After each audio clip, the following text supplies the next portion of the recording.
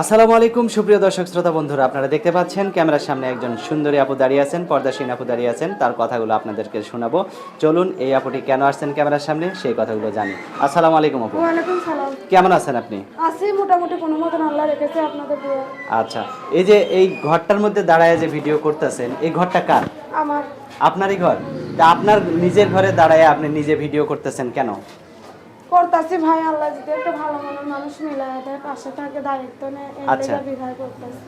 তে এই যে ইটগুলা এরকম করে রাখছেন কেন? ঘর তো এখনো রেডি করেন নাই, তে আবার ভিডিওর সামনে আসলেন কেন? মাল দিয়া পলিস্টার কর্ম, এইটি দিয়া পলিস্টার কর্ম, এইটে ছাদের কাজ একটু বাকি আছে সিঁড়ির, ওইটা আচ্ছা। করবো।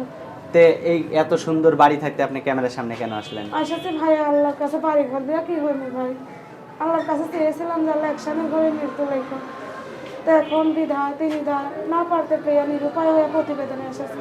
কেন আপনার স্বামী নাই? স্বামী নেই, ডিভোর্স দিয়ে দিচ্ছে, আছে 5 বছর ধরে। আমি বাচ্চাটাকে নিয়ে প্রচন্ড তে জায়গা কষ্টে জমি সব কিছু আছে, বাচ্চা আছে, সুন্দর আপনি সংসার, আপনার বাচ্চাকে নিয়ে সংসার করেন, আপনি আবার এখন বিয়ে বসতে চাচ্ছেন কেন?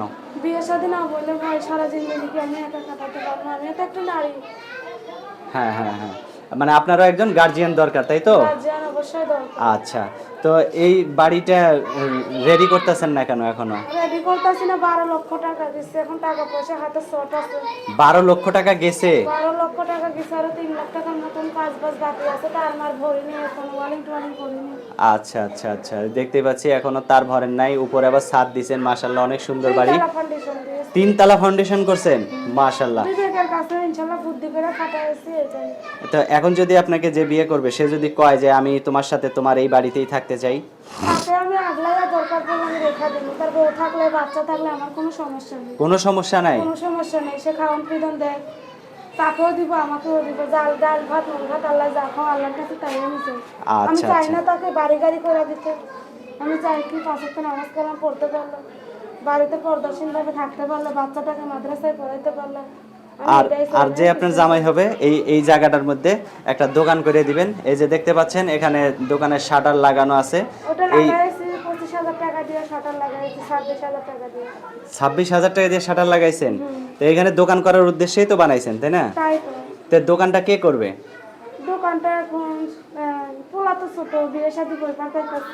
মানে বিয়ে শাদী বসলে যে আপনার স্বামী হবে তাকে এই দোকানটা করে দিবেন, হ্যাঁ, ওই নিয়ত করেই বানাইছেন? হ্যাঁ অনেক। মাশাআল্লাহ, অনেক সুন্দর কথা।